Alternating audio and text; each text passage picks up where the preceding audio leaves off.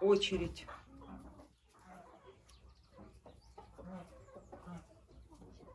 Очередь согласно купленным билетам.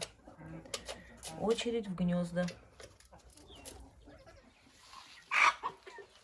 Так, что у меня нового в третьем вольере, где содержатся индюки и цыплята? Как видите, цыплята выпущены на свободу. Все, цыплята под моим наблюдением с индюками. И пока что меня все устраивает. Индюки их не трогают. Индюки очень медленные, вальяжные, такая птица. И даже если хочется как-то цыпленка тронуть, то это все происходит очень медленно, и цыпленок убегает. Но это очень единичный случай. В основном вот все отлично. Они уже полдня вот так ходят с ними. Я открыла у них настежь открыта дверь. И цыплята прекрасно себя чувствуют. Они рядом были, я вам говорила, я так приучаю двух возрастов цыплят точно так же. Когда я ставлю сетку прозрачную, буквально сетка служит только для того, чтобы отсоединить два вольера. А в основном птица видит друг друга через эту сетку и хорошо контактирует и привыкает друг к другу. И теперь, когда я открыла полностью эту калитку, все, они друг друга знают. Они сидели очень долго вместе, понагинали головы. Знаете почему? А я им дала зелень. Не только индюкам кушать зеленую траву. Покажите траву. За головами даже не видно. Покажите, что я вам дала. Покажите. Смотрите. Вот, они едят траву нарезанную. Даю и индюкам, и цыплятам. И прекрасно. Сначала первые минуты это было под моим наблюдением. Я вижу, что все хорошо. Так вот, такая сетка, которая разделяет два вольера, и сетка практически прозрачная. Эта птица уже как бы находится вместе в одном вольере. И когда мы уже убираем эту сетку, то двух разных возрастов, или цыплята это, или цыплята и куры, они уже друг друга знают. И конфликтов, как правило, не бывает. Ну, могут быть единичные случаи.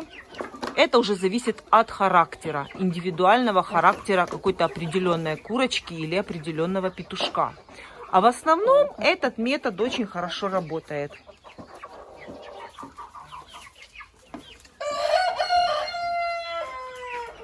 Вот так вот все спокойно передвигаются по вольеру. Кто-то здесь, кто-то здесь, кто-то здесь.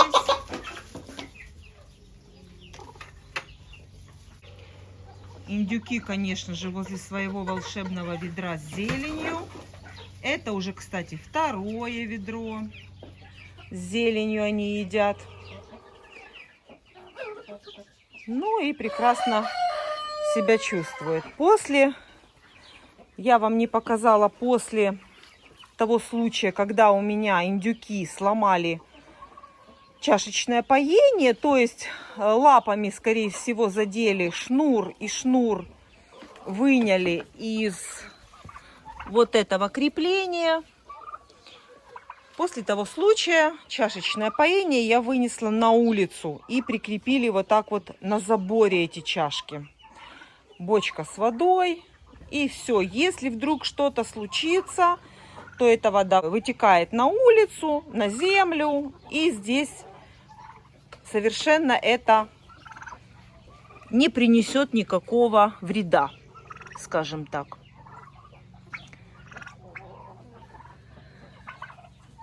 То есть делаем выводы.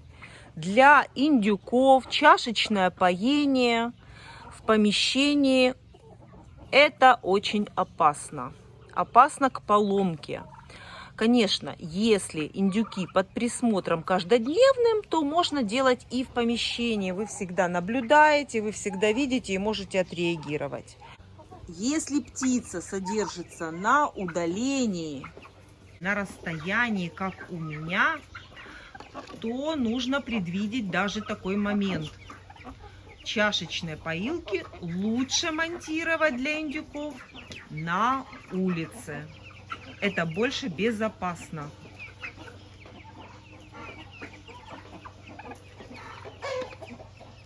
Более безопасно и для индюков, и для вашего нервного состояния. По приезду, увидев море воды с пометом в курятнике. Ну и вот такой вот случай, который произошел у меня в курятнике, конечно, он без последствий не обошелся.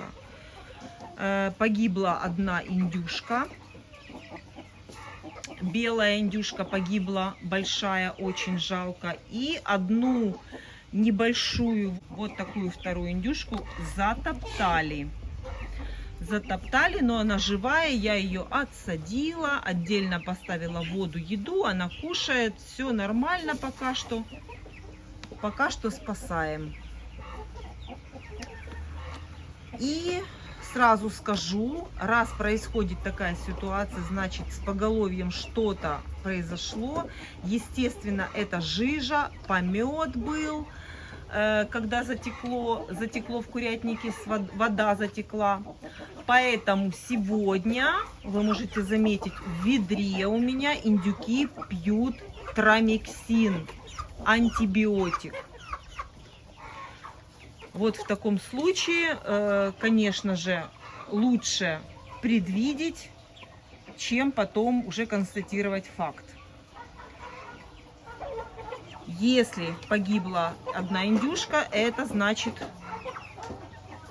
нехороший признак для остального поголовья. Поэтому трамексин пропивают мои индюки. Это очень хороший препарат, это антибиотик, в таких случаях помогает, скажем так. И я буду надеяться, что и поможет нам справиться с вот такой ситуацией. И точно так же пропаиваю сегодня трамексином и цыплят. Эта вся история случилась у них в одном вольере. Птица находилась, возможно, и пили, и ели вот эту жижу с пометом. Это все просто так не проходит. То есть без последствий. Это я к этому была готова. Жалко индюшку, большая, белая, но по каким-то причинам ее нет. Погибла.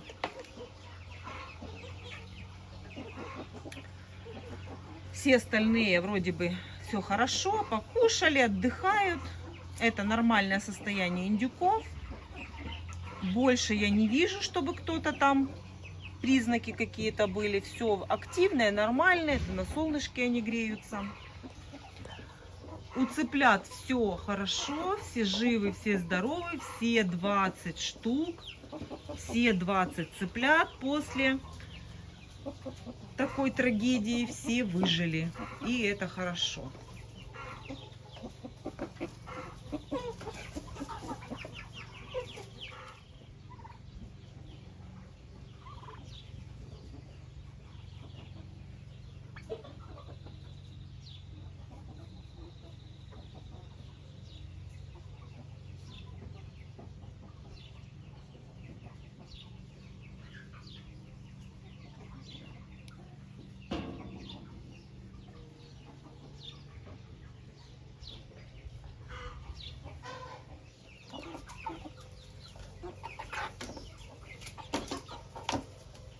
Ну и вот так вот отсадила индюшку.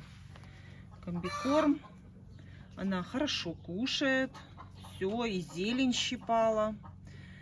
И, конечно же, налила трамиксин, антибиотик. Скорее всего, ее затоптали, а может быть даже и побили, потому что в одном месте у нее даже есть следы. Ну, возможно, это царапины от когтей, когда топтались на ней.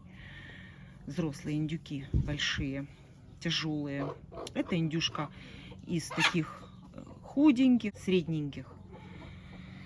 Вот так вот.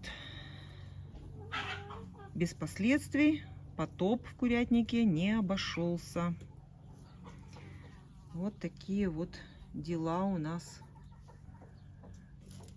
с индюшками.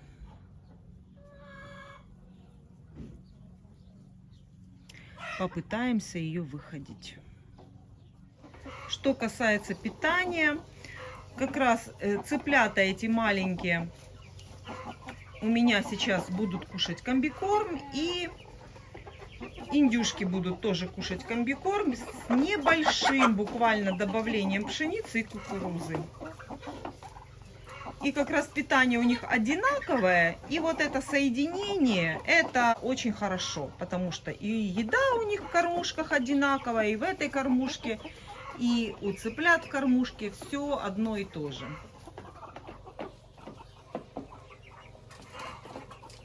Еще одной предположительной моей причиной, почему погибла индюшка, есть то, что у нас как раз были сильные ливни и грозы с ветром, с понижением температуры ночью. А индюки, к сожалению, на ночлег некоторые не заходят в курятник. Они остаются на улице, на выгуле, и под проливным дождем, а для индюшки это очень плохо, намокают, естественно, и вот так всю ночь под проливным дождем сидят на выгуле. Явным признаком, вот видно, сидит здесь, на пеньке сидят, на вот этой крышке сидят, на вот этой крышке. В общем, мест, где сидеть, у них очень много. И еще я предполагаю, что вот так вот ночные ночевки на выгуле под дождем тоже это очень плохо для индюка. Единственное, что повлиять на это я никак не могу. Сделать я ничего не могу.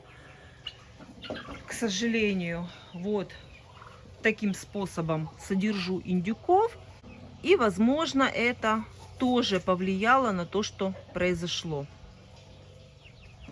Переохлаждение, намокание и, как последствие, вот такая история.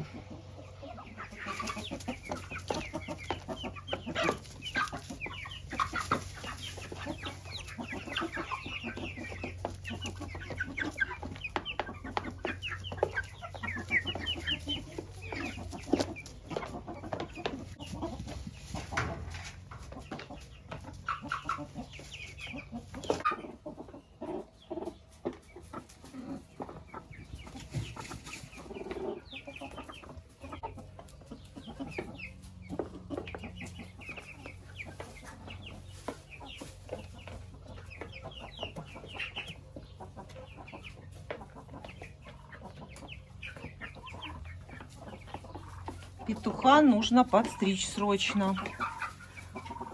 Он готовится у меня оставаться на племя, поэтому ты должен быть в курсе всех дел. А у тебя закрыты глаза. Как ты видеть будешь? Вот расскажи мне, как ты будешь хозяйничать курочками, если ты ничего не видишь? Жарко, жарко ему. Все, иду за ножницами.